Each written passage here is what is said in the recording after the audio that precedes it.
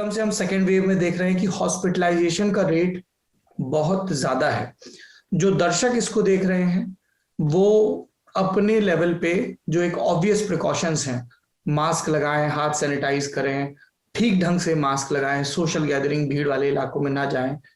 इन सब के अलावा अगर किसी को शुरुआती लक्षण दिखते हैं तो वो क्या करें सबसे पहले, ताकि सब लोगों का ज्यादा। आज मैं थोड़ी देर पहले अपने एक दोस्त से बात कर रहा था जिनके पति एंकर हैं, टीवी एंकर, तो उन्होंने यही कहा कि हाँ बुखार है, हम बस ये प्रे कर रहे हैं कि घर पे ही ठीक हो जाए, हॉस्पिटल जाने की जरूरत ना पड़े। क्या करना चाहिए लोगों को सबसे शुरुआती लक्षण आने के बाद, डॉक्टर गोविंद माधव जी? यहाँ पे एक चीज समझने वाली बात है, जैसे कि ओवरऑल अगर किसी को इन्फेक्शन हो रहा है तो 80% लोग तो उसी स्टेज में, इनिशियल स्टेज में, जिसमें कि माइल्ड सिम्टम्स हो सकते हैं या हो सकता है सिम्टम ना हो, उसमें खुद ब खुद रिकवर हो जाते हैं। उसके पहले हम थोड़ी सी पैथोलॉजी समझें कि वायरस हमारे शरीर में करता क्या है। जी, जैसे कि पहले शरीर में हमारा वायरस अगर एंट्री हुई उसके बाद वो रिप्लिकेट करता है। वायरल रिप्लिकेशन का फेज, जिसे वायरिनिया का फेज कहते हैं, अमूमन 5-7 दिन के लिए रहता है।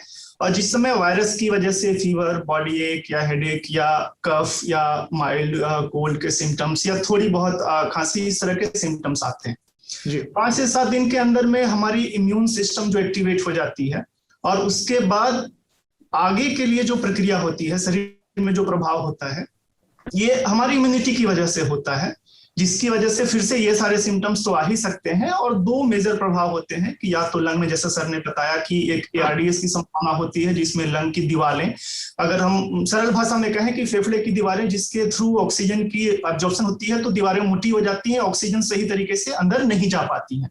तो एक तो ये संभावना होती है। दूसरी, खून के थक्के बनने लग जाते हैं, जिसकी वजह से एक कोगुलेशन वाली टेंडेंसी बन जाती है। शरीर में जहां तहां थक्के बन जाते हैं, फेफड़े में सबसे ज्यादा बनते हैं, माइक्रो मैक्रो में छोटे या बड़े दोनों तरह के थक्के बनते हैं। तो ऑक्सीजनेशन प्रभावी होती है, उसके चलते ऑक्सीजन की कमी होती है। ऐसे थक्के कहीं और भी जाके जम सकते हैं, जैसे कि ब्रेन में, हार्ट में या कहीं पे, जिसकी वजह से मल्टी ऑर्गन डिसफंक्शन होते हैं। अब ये 2 स्थितियों को हम समझ रहे हैं, पहले जिसमें वायरस डैमेज कर रहा था, दूसरी स्थिति जहां इम्यूनिटी डैमेज कर रही थी। 80% लोगों में पहले स्टेज में ही रिकवरी हो जाती है, इम्यूनिटी उतनी ज्यादा माउंट नहीं होती है। हम क्या कर सकते हैं यहाँ पे? ऐसी कोई दवाई नहीं है जो उसको सेकंड स्टेज में जाने से रोके। कुछ चीजें हम कर सकते हैं, जैसे कि हम स्ट्रेस कम कर सकते हैं, अपना हाइड्रेटेड रख सकते हैं अपने आप को, क्योंकि अगर डिहाइड्रेटेड होगा तो ऐसे ही वो कोगुलेशन, मतलब क्लॉटिंग होने की संभावना बढ़ जाती है। तो हम पानी प्रचुर मात्रा में पीते रहें, बुखार जितना हो उसको कम करके रखें, और थोड़ी बहुत जो सिम्टोमेटिक मेजर्स होते हैं उसको करें।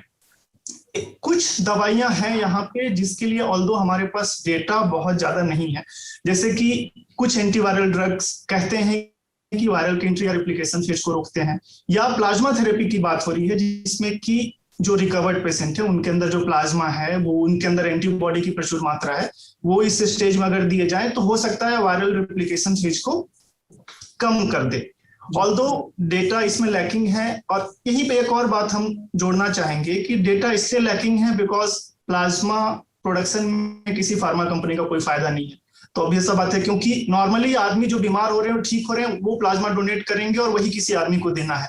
तो ऑब्वियसली इसको लेकर के बहुत ज्यादा स्टडीज नहीं हुए हैं, जबकि हमारे भारत में सबसे ज्यादा लोगों को प्लाज्मा थेरेपी दी गई है। लेकिन चूंकि डेटा कलेक्शन का सिस्टम हमारे पास नहीं है, तो हमें नहीं पता कि कितना फायदा हो रहा है या नहीं हो रहा है। तो जबकि कुछ करना नहीं है, 15 दिन में आज प्लाज्मा दिया, 15 दिन बाद उसका क्या रिजल्ट मिला, जितने लोगों को प्लाज्मा दिया, जितने लोगों को नहीं दिया, क्या आउटकम है, अगर हम डेटा कलेक्ट कर लें तो हमारे पास शायद ज्यादा रोबस्ट एविडेंस मिलेंगे। बिकॉज कुछ स्टडीज जो हुए हैं, किसी में नेगेटिव रिजल्ट नहीं मिला है प्लाज्मा थेरेपी के लिए। हाँ, ये हुए कि जो फायदे हुए हैं वो बहुत रोबस्ट नहीं है या बहुत ज्यादा सिग्निफिकेंट नहीं है। जबकि कुछ और वायरस हैं जिनमें सबसे पहले प्लाज्मा थेरेपी की बात हुई थी, इबोला या अर्जेंटीना में कुछ ट्रायल हुए थे जिसमें 70% तक रिडक्शन था सीवियरिटी में जाने की संभावना का। तो मेरे ख्याल से इस चीज को लेकर के थोड़ा डाटा अगर हमारे पास हो तो हम इस चीज को प्रमोट कर सकते हैं कि अर्ली स्टेज से हम एडवांस स्टेज में जाने से रोक सकते हैं। बाकी पैनिक ना हो, क्योंकि ये बात हम हमेशा जाने कि 80 to 85% लोग सेकेंड स्टेज में नहीं जाते हैं, इसी स्टेज में रिकवर हो जाते हैं। और इसी समय बस मॉनिटर करते रहें कि आप उस कैटेगरी में तो नहीं है जो कि उस स्टेज में जाएंगे। अब ये समझना जरूरी कि वो कौन से लोग हैं जो सेकंड स्टेज में जाएंगे। जी। सही अंदाजा लगाना तो मुश्किल है, बट फिर भी जिनमें कोमॉर्बिडिटीज है, डायबिटीज है, अनकंट्रोल हाइपरटेंशन है, हार्ट की प्रॉब्लम है, पहले से स्मोकर रहे हैं, या लंग की दमा या अस्थमा की शिकायत रही है आपको, ओल्ड एज में है, या कोई और इम्यूनो कॉम्प्रोमाइज्ड है, ऐसी कोई दवाइयां ले रहे हैं जिससे कि आपकी इम्यूनिटी कम हो रही है, एक तो ये उनकी हिस्ट्री के आधार पर मालूम चल जाता है। या ब्लड में कुछ मार्कर हैं जैसे कि इंटरलोकिन 6 या डी डाइमर या सीआरपी, ये कुछ ब्लड टेस्ट है, अगर इनकी मात्रा ज्यादा है तो ऐसी संभावना रहती है कि आप अगले स्टेज में जाने की संभावना ज्यादा होगी। या सीटी स्कैन अगर कभी करा लिया, हालांकि पहले स्टेज में सीटी स्कैन कराने का कोई मतलब नहीं है क्योंकि इससे आपके ट्रीटमेंट में कोई फर्क नहीं पड़ने वाला है, लेकिन अगर किसी में सीटी सीवियरिटी ज्यादा है या कुछ सिम्टम्स आने लगे जैसे सांस लेने में तकलीफ आने लगी, तो आप समझ जाएं कि आप अगले स्टेज में जाने वाले हैं। अगले स्टेज को भी हम 2 चरण में बांटेंगे, एक जिसमें या तो ऑक्सीजन की जरूरत नहीं है, और दूसरे वो जो उससे एडवांस स्टेज में है जिनमें कि हाई फ्लो ऑक्सीजन के अलावा मल्टी ऑर्गन डिस्फंक्शन हो रहे हैं। तो दूसरा स्टेज जिसमें कि हल्की फुल्की ऑक्सीजन की जरूरत है, वहां पे कुछ दवाइयां हैं जो उनको तीसरे स्टेज में जाने से रोकती है, जहां पर कि सर ने अभी बताया कि हम अपनी इम्यूनिटी को कम करें, क्योंकि दूसरा स्टेज हमारी इम्यूनिटी की वजह से हो रहा था, वायरस का यहाँ पे कोई रोल नहीं था।